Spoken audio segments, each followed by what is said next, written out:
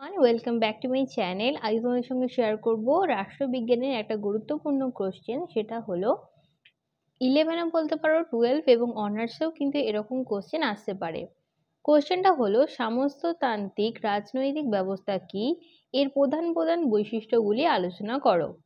এরপর আমি নোটটা শুরু করছি। তার আগে বলে দিই, এখানে আমি তোমাদের সঙ্গে হ্যান্ডরাইটিং নোট এবং রায় ও ম্যাটানের বই থেকে সমস্ত রকমের নোট আমি শেয়ার করে থাকি, এবং যারা আজকের নোটটা খুবই ইম্পর্টেন্ট সহকারে দেখবে তারা অবশ্যই খাতায় লিখে রাখবে।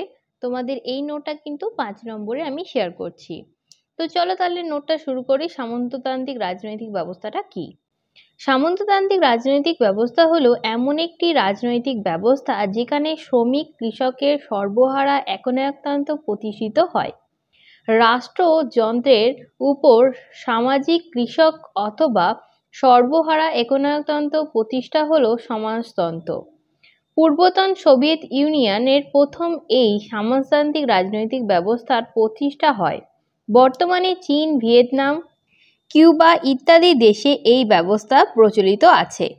সমাজতান্ত্রিক ব্যবস্থা হলো সমাজবাদের উপনীতি হওয়ার এক অনবর্তকালীন ব্যবস্থা। এর লক্ষ্য হলো শ্রেণীহীন এবং শোষণহীন সাম্যবাদী সমাজ প্রতিষ্ঠা করা। এই ব্যবস্থার কয়েকটি বৈশিষ্ট্য রয়েছে।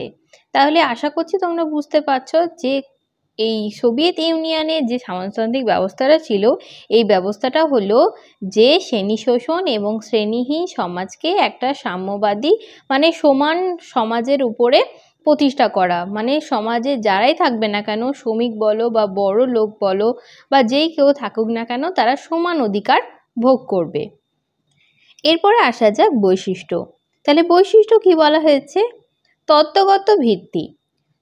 মার্ক্সবাদ লেনিনবাদ হলো সমাজতান্ত্রিক ব্যবস্থার তত্ত্বগত ভিত্তি। তবে গণপ্রজাতান্ত্রিক চীনে সমাজতান্ত্রিক ব্যবস্থা তথাগত ভিত্তি হলো মার্ক্সবাদ, লেনিনবাদ এবং মাও জেদো এর চিন্তাধারা। আশা করছি তোমরা বুঝতে পেরেছো যে তত্ত্বগত ভিত্তি মার্ক্সবাদের যে বৈশিষ্ট্যটা। তাহলে আশা করছি এই নোটটা তোমাদেরকে অনেক বেশি হেল্প করবে। 2 নম্বর হলো একনায়কতন্ত্র। সর্বহারা একনায়কতন্ত্র হলো সমাজতান্ত্রিক ব্যবস্থার অন্যতম বৈশিষ্ট্য। চীনের সংবিধানে এই প্রকার একনায়কতন্ত্র জনগণের একনায়কতন্ত্র বলে বলা হয়েছে। তাহলে এইটাও খুব সহজ সরলভাবে তোমাদের সঙ্গে শেয়ার করে দিলাম। এরপরে যে পয়েন্টটা এলো সেটা হলো নতুন ধরনের একনায়কতন্ত্র। সমাজতান্ত্রিক সমাজে যে একনায়কতন্ত্র প্রতিষ্ঠিত থাকে তার সঙ্গে ফ্যাসিবাদী একনায়কতন্ত্রের কোনো সম্পর্ক নেই। ফ্যাসিবাদী বা বুর্জোয়া একনায়কতন্ত্রের ভিত্তি হলো হিংসা, বলপ্রয়োগ ও ভিত্তির প্রদর্শন। কিন্তু সমাজতান্ত্রিক ব্যবস্থার যে একনায়কতন্ত্র প্রতিষ্ঠিত থাকে ও জনগণের স্বার্থে পুঁজিবাদী শক্তির বিরুদ্ধে পরিচালিত হয়। এটা বলা হয়েছে যে নতুন ধরনের একনায়কতন্ত্র। এই পয়েন্টটাতে এখানে বলেছে বুর্জোয়া। বুর্জোয়া কাদের বলা হচ্ছে? সমাজে শিক্ষিত মানুষদের।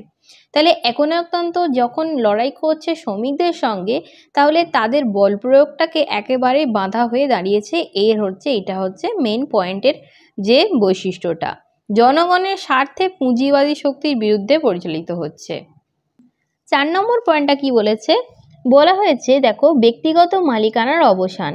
এই ব্যবস্থার উৎপাদনের উপকরণগুলির উপর ব্যক্তিগত মালিকানার অবদান ঘটিয়ে রাষ্ট্রীয় মালিকানার প্রতিষ্ঠিত হয়।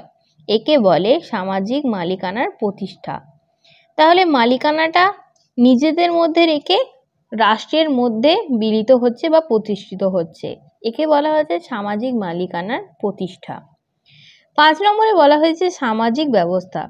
মূল নীতি কি বলা হয়েছে? সমাজতান্ত্রিক ব্যবস্থার মূল অর্থনৈতিক নীতি হলো প্রত্যেককে তার স্বার্থ মতন পরিশ্রম করবে এবং কাজ অনুসারে পারিশ্রমিক পাবে। এটা অবশ্যই এখনকার দিনে এটা কিন্তু খুবই গুরুত্বপূর্ণ জিনিস, যে 8 ঘন্টা কাজ করলে আমরা যেরকম মাইনে পাই সেরকমই কথা বলা হয়েছে। যে কাজ করবে না পারিশ্রমিক পাবে না। চীনের সংবিধানের কাজ করার শুধুমাত্র অধিকারী নয়, অবশ্যই পালিত কর্তব্য।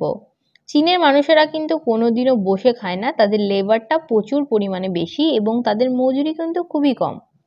নম্বরে কি বলা হয়েছে? অধিকার।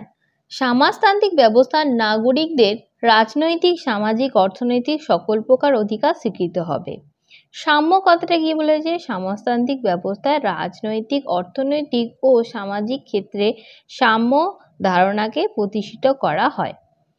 8 নম্বরে বলা হয়েছে বিচার বিভাগ। সমাজতান্ত্রিক ব্যবস্থার বিচার বিভাগের নিরপেক্ষকে স্বীকার করা হয় না। মনে করা হয় বিচার বিভাগীয় কেবলমাত্র শাসন শ্রেণীর স্বার্থ সংরক্ষণ করবে। লেনিন বিচার বিভাগকে ক্লাসিক্যাল জুডিশিয়ারি বলা হয়। উপসংহারে কি বলা হয়েছে? সমাজতান্ত্রিক ব্যবস্থা হলো উদারনৈতিক গণতন্ত্র ব্যবস্থার একটা বিপরীতধর্মী এক আদর্শ। দ্বন্দ্বমূলক বস্তুবাদ শ্রেণী সংরক্ষণের হাত ধরে এটি একটি বৈজ্ঞানিক চরিত্র লাভ করেছে। মার্কস ও লেনিন এর হাত ধরে সমাজবাদ একটি বৈজ্ঞানিক রূপও ধারণ করেছে। আশা করছি তোমরা নোটটা বুঝতে পেরেছো যে সমাজতান্ত্রিক রাজনৈতিক ব্যবস্থা কি, এর প্রধান প্রধান বৈশিষ্ট্যগুলো কি হতে পারে। যদি আজকের নোটটা তোমাদের অনেক বেশি হেল্প করে তাহলে অবশ্যই আমার চ্যানেলটাকে সাবস্ক্রাইব করে দিও। এরকম নতুন নতুন ভিডিও দেখবার জন্য অবশ্যই আমাদের পাশে থেকো।